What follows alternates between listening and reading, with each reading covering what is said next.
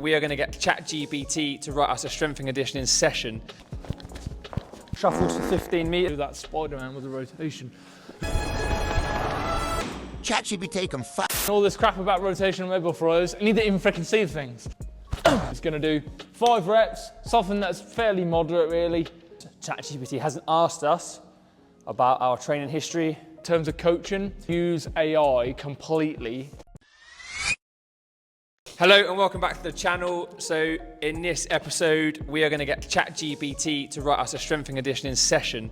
That's what we've asked it to do. So we're going to see what it's come up with, have a bit of a play around with the session, and then at the end of the session, we're going to give you our takeaways, whether it was a good session, a bad session, the pros of using AI to write you a program, the cons of using AI to write you a program. And then, yeah, so we'll do it. We'll give you our takeaways and we'll go from there. Like you said, essentially AI at the minute, a lot of people are sort of using it more often. So it's kind of a chance for us to see how good it is at structuring an S&C session for potentially an athlete. So I think we've asked it to create a session for an athlete in season for strength and power. And we're going to see what it's given us. So the first thing it's got us doing is A skips. So it's then got us doing lateral shuffles for 15 meters. We're going to change that to 10 just for the sake of our gym, but we'll go 20. So we'll do 10 one way, 10 the other.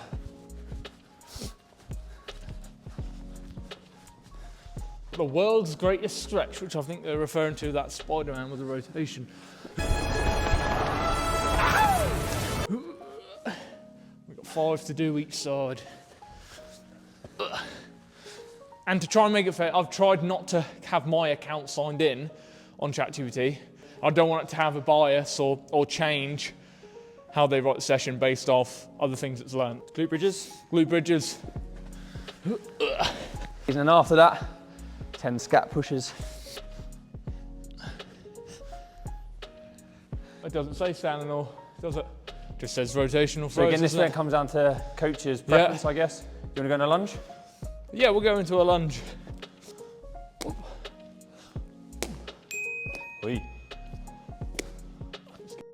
So the next thing it's asking us to do are some hang powers, or it's actually giving us an option. It's either hang powers or trap bar jumps.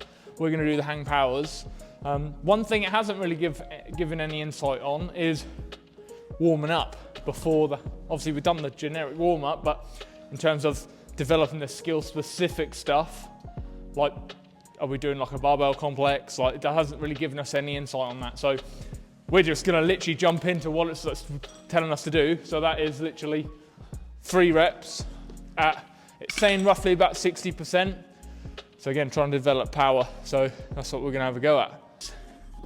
It's not like asked any further questions about our ability to do any of the Olympic lifts. These are quite complex exercises for the average individual who's probably not done Olympic lifts before. Ask them to get up to like 60 to 75% of their 1RM, which number one, they probably don't even know, and basically lift heavy weights with an exercise that they've probably never done before and never really developed the skill to be able to do that exercise either.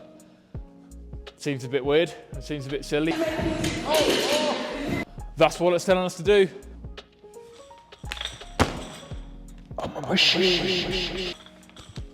ChatGPT can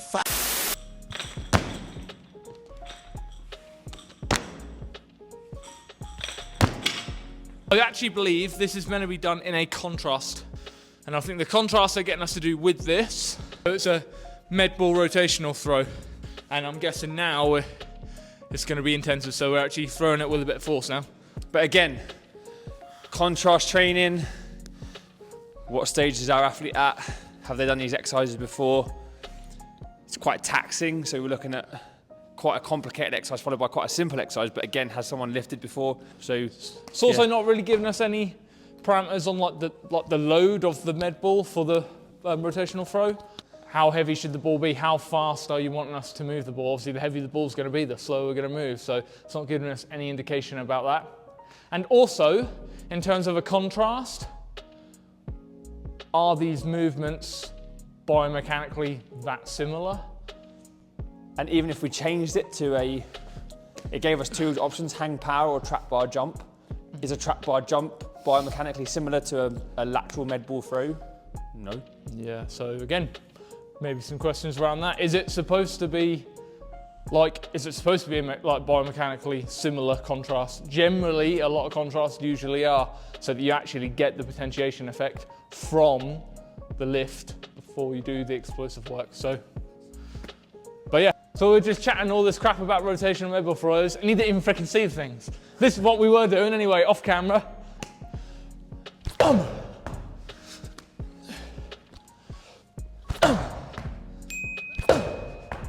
I know it's meant to be 4, but I did do them. So what it's asked us to do next is a trap bar deadlift, 3 sets of 5 at 75%, and then the same for bench press. Again, I think the program wanted us to superset it. We're going to do 1 each. It hasn't any mention of barbell warm-ups or anything like that, or working sets, or warm-up sets. There's nothing like that. It says 3 sets of 5 at 75%. Yeah. So, which, to be fair, like the loading parameters are pretty good. Like if you're trying to develop strength, like that's pretty decent. Yeah. But yeah, no mention of any warm-ups and stuff, which, you know, potentially you might be fairly warm after doing the power complex stuff, so you might not necessarily need to, but it's probably down to really how strong you are as well, because if you're building up to 75%, let's say you've got to build up to 200 kilos, you're probably going to do a couple of warm-up sets, probably not just going to chuck 200 kg on the bar. So, and by the way, we're definitely not going to do 75% just because I really can't be asked. And it'll take a bit of time anyway just to build up the stuff. So we're literally just going to do 5 reps, something that's fairly moderate really, and then we're going to swap over. So I'm on trap bar deadlifts. Again, I think it does give us a few coaching cues. We'll go through them in a second and sort of see what those coaching cues are, and then we can maybe have a little bit of talk about those. These coaching cues, again, good if you have maybe lifted before and they're just there as pointers. But maybe if you've never completed a trap bar deadlift or a bench press before, could be a bit of an issue, especially if you've never had someone watch you do these movements. Yeah. And it's saying that we would do sort of around 3 sets of those, again at 75%, which like I said, is pretty decent really. And again, nothing inherently wrong with the exercises picked. So the exercise is a good exercise, good compound exercises. Good for creating power, good movements. Again, if you are a beginner, they are a little bit plug and play really as well. You can sort of, as long as you've got half decent technique, you can jump onto a bench, jump into a trap bar. So I'm just going to bring up the coaching cues. So for the hang power, it was hang power clean or trap bar jump. Move fast, med ball rotational throw.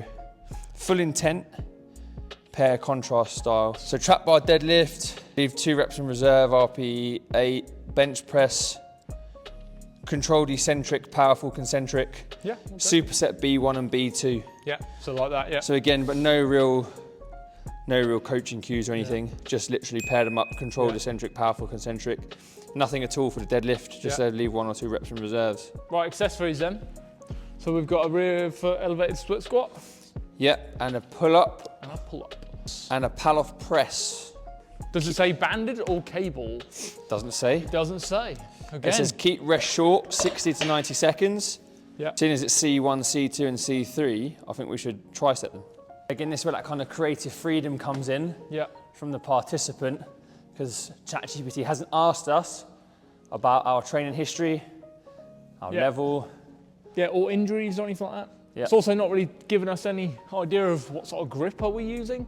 I think, does it say chin up or pull up? Pull up. It does say pull up, so you'd think pronated grip then. I'm going to go into the Pallof holds. Bulgarians again say something about maybe adding load. Well, actually, I'm not sure if it does. Just says split squats. Yeah. So I didn't add any load, I just jumped straight in. Yeah, but likely have, I think it does say maybe reps in reserve. So reps in reserve being, I think 2 to 3. So again, likely would have to add load so that after 8 reps, I'm getting closer to failure. Body weight likely just isn't going to be heavy enough. Doesn't mention anything about reps in reserve. Is it not? Nope. Nothing about RPE? Nope. Okay. Wonder if there's any sort of cues around how tough this should feel, like again, like an RPE sort of scale. Again, you'd think so, but nothing based off this ChatGPT. So for secondary strength, stability, 10 to 12 minutes. Goal, joint integrity and structural balance. Rear foot elevated split squat, 3 sets of 5 each leg. C2, pull-ups, 3 sets of 6 to 8. Palloff holds, 3 sets of 20 to 30 seconds each side. Keep rest short, 60 to 90 seconds. That's it. Okay. Well, that's all the main stuff done. It's also given us some bits for conditioning, I believe. Yeah. For some energy system development. Optional energy system, sport dependent. Yeah. 5 to 8 minutes. Only if needed and not close to competition. Example, this has given us 2. 6 sets of 15-second high intensity bike, 45 seconds easy, so 45-second rest. Yeah. Or 6 by 20 meter accelerations on 30 to 40-second rest. Keep volume low in season, and it asks us to do it 2 sessions per week ideal. Day 1, strength emphasis heavier. Day 2, power emphasis lighter and faster. Reduce volume by 30 to 40% compared to off season. So I think overall, a good session, a doable session. I think for the right person at the right time, it's not that bad. It's got some pretty good stuff in it. A lot of it is just lacking the context, which I think is going to be really hard in terms of coaching. It's going to be really tough to be able to use AI completely, because you're never going to have all of the factors and all the context around an athlete or around a group of athletes. So things like injury, training history, even within the session, how things are feeling. Like, we need to be able to adjust things and modify things for individuals so that we get the best out of them, and also we're still mitigating the risks of injuries and things like that, and trying to make sure that we're adjusting the loads and stuff so that it's appropriate for them at the right times. So that's what I was going to say. So even a human writing a program is ever changing. So we might write a program for, say, 6 months, but that program is going to be constantly changing because the athlete feels maybe better on one day than we planned, or worse on one day than planned. But the big thing with an AI program is, one thing you don't have is you don't have the coach with you. So you lose the human element. And I think a lot of coaching that we experience, and a lot of coaches who coach will understand, there's a lot of human element around coaching. So what ChatGPT, what AI can do is write you a good program on a sheet of paper. Any good coach can write a good program on a sheet of paper, to be honest, or an Excel spreadsheet, or whatever it is. But where the good coaches, in my opinion, really are the good coaches, the ones that are at the top level, the experienced coaches, the coaches that have the best results, are the ones that have that human element as well as the ability to coach a good session. Mm-hmm. And that's one thing that you don't have with ChatGPT. But not only that, think about the human, to take away the human element, but having a human coach with you, or a physical coach with you, is the extra set of eyes. It's the extra set of eyes to look at your technique, to look at your performance, how you're performing these movements, how you're performing these actions. Are you doing it with the right intent? So like on ChatGPT, it says perform fast. What is fast? You might be doing fast in the gym, but actually, we all know we're all human beings. We all function in different ways. No matter how good we are at training ourselves, sometimes a little bit of an extra push does help us. So if someone says, come on, put a little bit more effort into it, or there's a few other guys in the gym with you pushing you a little bit harder, that competitive edge, you throw the ball 10% harder, 15% harder, 5% harder. Whereas ChatGPT, train on your own, I don't think personally gives you that. ChatGPT, it's a tool, and I think within the coaching industry, it will more than likely forever be a tool.